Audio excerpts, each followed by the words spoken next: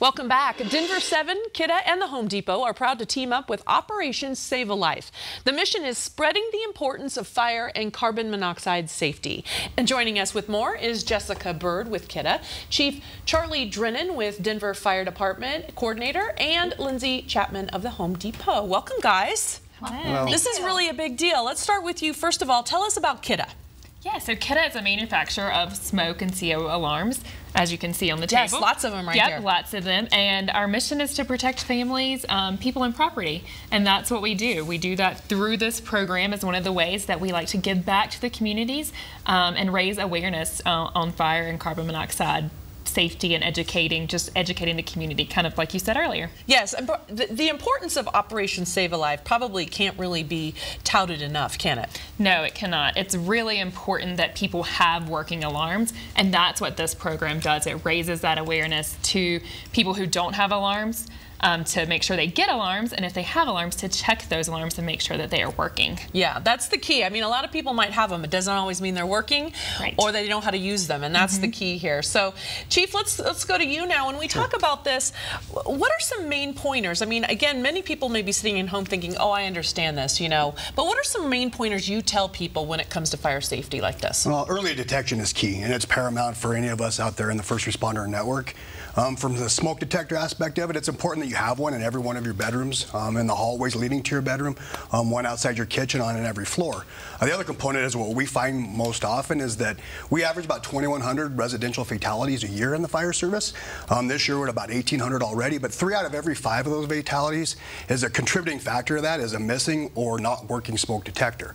These are the low-hanging fruit, if you will, to provide that home safety that you can do for you and your family, is just to make sure that those smoke detectors are tested, that you change the batteries. We always say daylight savings is a good time to change those batteries out, and then test them, once a month and go over that fire home safety plan with your family. Now, when it comes to carbon monoxide, the only way to truly detect that, though, is with some sort of alarm, right? It is. It is. And carbon monoxide, I mean, they call it the invisible or silent killer. The only way to detect that, poisonous gas is by a carbon monoxide detector. In the state of Colorado, we have some very robust laws in relating to that. But you want to make sure that you have a carbon monoxide detector on every floor of your home. You have to have them. You're required by law to have them within 15 feet of a sleeping area. We always recommend to make sure you have them on every level. We have about 20,000 emergency room visits a year from carbon monoxide poisoning. We average, unfortunately, a death a day in the United States related to carbon monoxide. And if you don't have those detectors, the only other indicator is to be symptomatic of that, is that you're going to have flu-like symptoms, you're going to start getting nauseous, you're going to have headaches, and we don't want to get to that point. Right. The other key factor is that if any time that you have any concern at all is to make sure you call 911. That's what we're here for. We're more than willing to come to check your smoke detectors out, to assist you in any way we can if we have to install them for you, or just making sure that they're working. They do have a lifespan. They don't last forever. Carbon monoxide detectors these days are only for 10 years. But prior to 2013, it was a 5 to 7 year life cycle. So a lot of these, they do have a manufacturer date on them. Make sure they're not expired.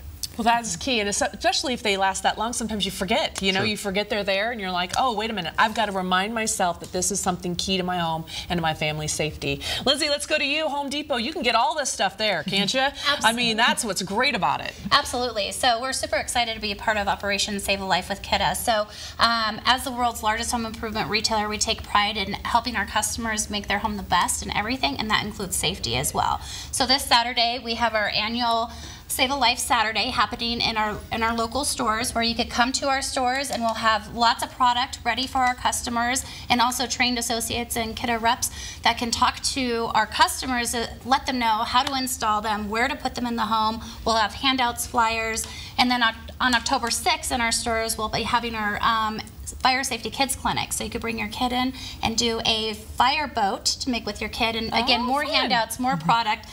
So we're really pushing it with our customers, because education is key, and you got to have the tools to detect the smoke and the CO2 to save your family. It really is. I would like to know if you could chime in on this one question I have, and why do all the batteries die in the middle of the night?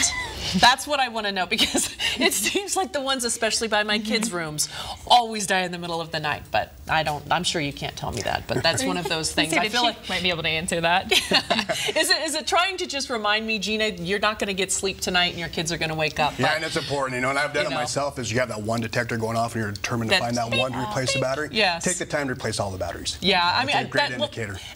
hey, lesson learned, obviously. I'm not changing them all at the same time, or else they would all be chirping at the same time. But it is something that I think, especially depending on your home, if you're not a brand new home that hasn't had some of these in them when you buy them, you know, like the CO2 and all of that. If you're in an older home and you don't have one, get them. You know, that's one of the things you're trying to say to people, because no matter what you think, especially if it's, you know, something invisible that you don't know, and can only know from the alarm. Again, let's go over this stuff again. I don't think we can really reinforce it enough when it comes to everything that we need to know about Operation Save a Life, how important this is for everyone to remember that you can get this stuff and have it for your home, right? Yeah, definitely. If you can afford to go to the Home Depot and get the alarms, go for it. If you don't have the means to do that, please reach out to a local fire department.